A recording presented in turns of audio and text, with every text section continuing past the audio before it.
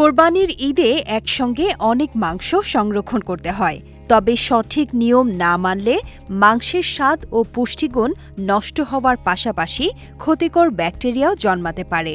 তাই কিছু গুরুত্বপূর্ণ বিষয় অবশ্যই খেয়াল রাখা দরকার। সবচেয়ে বড় ভুল হল গরম মাংস সরাসরি ফ্রিজে রাখা।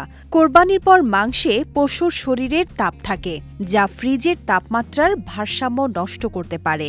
তাই আগে মাংস স্বাভাবিক তাপমাত্রায় আনুন এবং রক্ত পানি ভালোভাবে ঝরিয়ে নিন।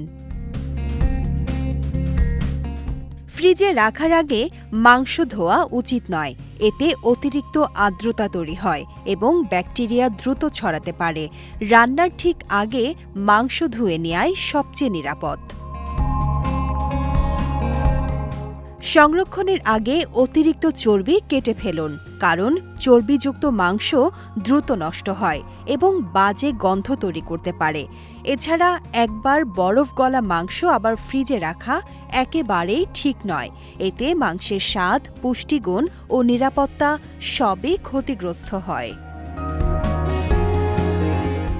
মাংস ছোট ছোট প্যাকেটে ভাগ করে রাখুন, যেন একবারে যতটুকু প্রয়োজন ততটুকুই ব্যবহার করা যায়।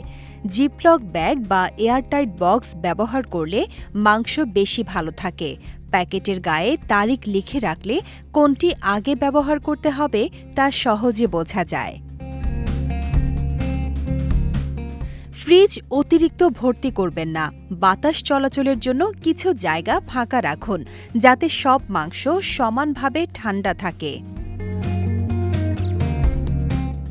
দীর্ঘদিন সংরক্ষণ করতে চাইলে ডিপ ফ্রিজের তাপমাত্রা -18 রাখা ভালো। এছাড়া চাইলে ঐতিহ্যবাহী উপায়ে রোদে শুকিয়ে মাংসের শুটকিও তৈরি করতে পারেন। সঠিক নিয়মে মাংস সংরক্ষণ করলে তা দীর্ঘদিন সতেজ, সুস্বাদু ও স্বাস্থ্যকর থাকে।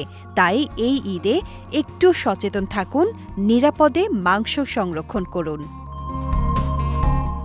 বিজয় টিভি নিউজ ডেস্ক।